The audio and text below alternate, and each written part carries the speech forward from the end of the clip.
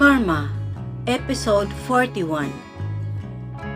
Itinago ni Risa sa kanyang likod ang hawak na pregnancy test result nang lumabas si Eddie mula sa banyo. Ngumiti siya nang tumingin sa kanya si Eddie. "Good morning, honey. Need something?" Humalik si Eddie sa labi ni Risa. Pagkatapos ay dumako ito sa cabinet at isa-isang tiningnan ang mga nakasabit na business suits. Pumipili ito ng isusuot. "Eddie, honey, huwag kang magagalit ha?" Tinatansya ni Risa ang damdamin ng kaharap. Hindi niya mailabas ang pregnancy test result na hawak. Mukhang nagmamadali si Eddie pero kailangan niyang ipaalam ang kalagayan niya. Bahagyang lumingon si Eddie kay Risa. "Say it, honey. Nagmamadali ako eh. Pupunta akong Maynila." "Eddie, buntis ako." Napalunok si Risa nang biglang lumingon ang nagulat na si Eddie. Pagkagulat na may kasamang galit. "What did you just say?" Naniningkit ang mga mata ni Eddie. Buntis ako." Nabubulol na sagot ni Risa. Natakot siya sa matalim na titik ni Eddie. Tinaklot ni Eddie ang isang braso ni Risa. "Hindi ba ang usapan natin ay mag-iingat ka? Ayokong magbubuntis ka." Nasaktan si Risa sa ginawang pagdaklot ni Eddie sa kanyang braso, pero mas nasaktan siya sa nakitang reaksyon nito. Hindi niya alam kung ano ang dahilan ni Eddie. "Kung ayaw mo sa ipinagbubuntis ko, aalis na lang ako sa puder mo." Garalgal ang boses na wika niya. Mas lalong nagalit si Eddie. "Anong sinabi mo?" Napaiyak si Risa sa sama ng loob at pilit na pinalis ang kamay ni Eddie. "Narinig mo naman, hindi ba? Aalis na ako sa bahay na ito kung hindi mo matatanggap ang anak natin." Ngunit mas humigpit pa ang hawak ni Eddie. "Hindi ka aalis!" sigaw nito. Natigilan at natakot si Risa. Namumula sa galit ang pisngi ni Eddie. Unang beses na sinigawan siya nito. "Eddie, kung iniisip mo na ipalaglag itong pinagbubuntis ko, hindi ako papayag." Matapang niyang wika. Tinanggal ni Eddie ang kamay sa braso ni Risa at binalikan ang pagpili ng isusuot. "Itutuloy mo yan, but according to my terms. Now, if you don't mind, tulungan mo ako sa pagbibihis dahil nagmamadali na ako." Wika nito.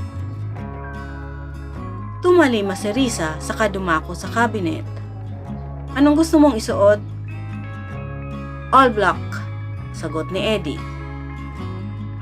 Kinuha ni Risa ang itim na long sleeve polo, pantalon at coat saka iniabot kay Eddie.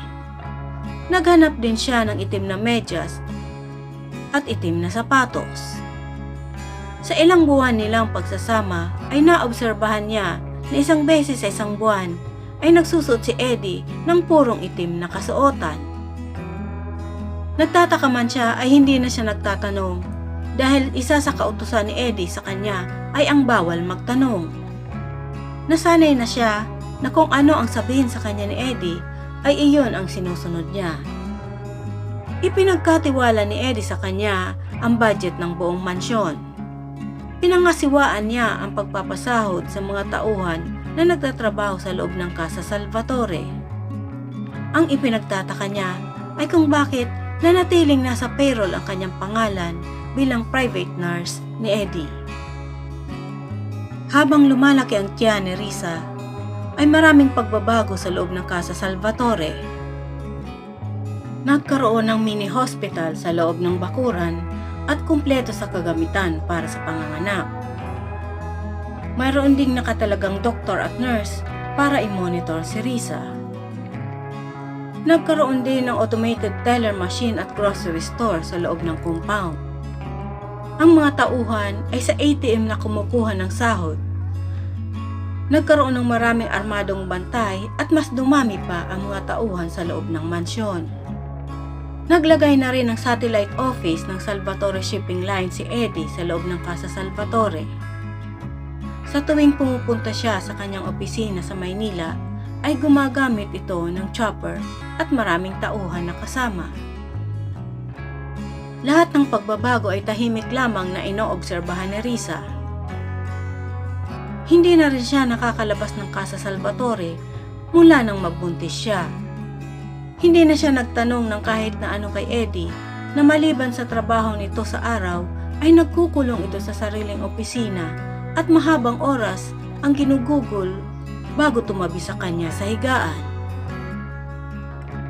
Dumating ang panganganak ni Risa. Isang malusog na sanggol na lalaki ang kanyang iniluwal. Nakita niya ang masayang Eddie nang masilayan ang sanggol. "Lorenzo, my baby boy!" Masayang wika ni Eddie habang karga ang bagong silang na sanggol. Naiiyak sa saya si Risa. Sa wakas ay nakita niyang masaya si Eddie sa pagsilang ng anak nila. Lorenzo ang pangalan niya? Lorenzo Salvatore? Ang gandang pangalan. Masayang wika ni Risa habang nakatingin sa kanyang mag-ama. "No, Lorenzo Cordova," sagot ni Eddie habang nakatitig sa sanggol at ipinaghihili ito. Napanganga si Risa sa pagtataka. Hindi niya alam kung ano ang magiging damdamin ng mga oras na iyon. Ibang apelyido ang gagamitin ng anak niya. Nasasaktan siya para sa anak. Ang kanyang luha ng kagalakan ay napalitan ng luha ng pagdaramdam. "Bakit Cordova?" tanong niya. "Apelyido ni inay, Lorenzo Cordova. Napakagandang pangalan, hindi ba?" wika ni Eddie at masayang hinalikan sa noo ang sanggol. Hindi na kumibo si Risa. Wala naman siyang magagawa kundi ang sumunod kay Eddie. Lumipas ang 4 na taon ay malaki na si Lorenzo. Pistula itong prinsipe sa isang palasyo. Maraming yaya, may sariling palaruan sa loob ng Casa Salvatore na para lamang sa kanya. At sa mga anak ng empleyadong, iniimbitahan isang beses sa isang linggo para may kalaro ang bata. Buhay reyna rin si Risa, pero marami siyang katanungan na matagal na niyang gustong itanong kay Eddie. Pero isang mahigpit na batas kay Eddie ang hindi maaaring magtanong sa mga desisyon nito. Nakakalabas siya ng mansyon at nakakapunta ng Maynila, pero si Lorenzo ay bawal ilabas ng Casa Salvatore. Masasabing isang napakaswerteng anak ni Lorenzo kung rangya ng pamumuhay ang batayan. Ginagampanan din ni Eddie ang pagiging ama kay Lorenzo. Pero isang malaking katanungan kay Risa kung bakit ayaw ni Eddie na ilabas ng Casa Salvatore ang bata. Isang umaga ay hindi na nakatiis si Risa. Pinuntahan niya si Eddie sa opisina nito. Hindi na siya makakapagtimpi pa. Babaliin niya ang patakaran ni Eddie. "Eddie, 4 na taon na si Lorenzo. Kailangan na niyang ipasok sa isang regular na paaralan."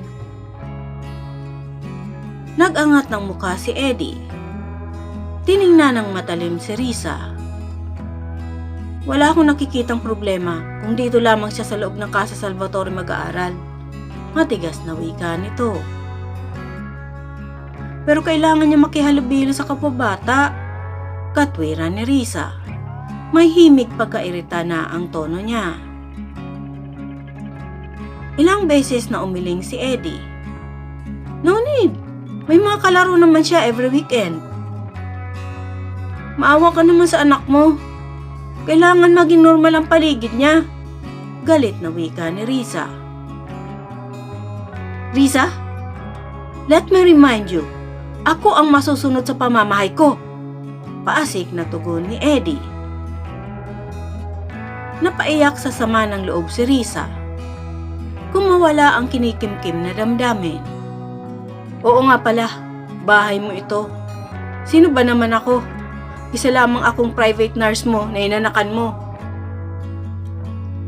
Mas ikinagalit ito ni Eddie. Inahampas nito ang hawak na ballpen sa mesa. Risa, don't you see? Busy ako. May ginagawa ako. Huwag mong ipilit ang gusto mo. Hindi maaari ang gusto mo, kaya tumigil ka na. Lagi ka na lang ganyan. Ikaw ang nasusunod.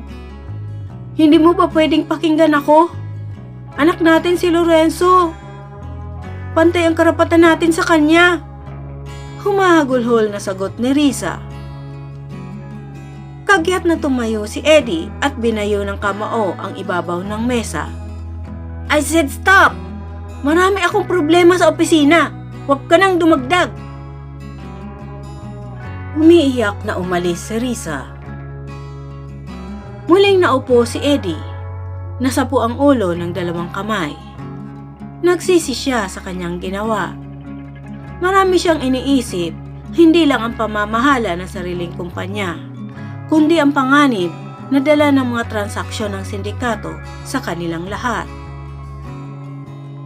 Hanggang sumapit ang gabi ay nasa loob pa rin ng kanyang opisina si Eddie. May tanga na baso ng alak. May luha ang mga mata. Kumpleto na sana ang pangarap niya. Isang maranyang buhay, may pamilya, sina Risa at Lorenzo ang pinakaimportante sa buhay niya. Pero ano nga bang buhay mayroon sila? Pakiramdam niya ay laging nasa panganib sila.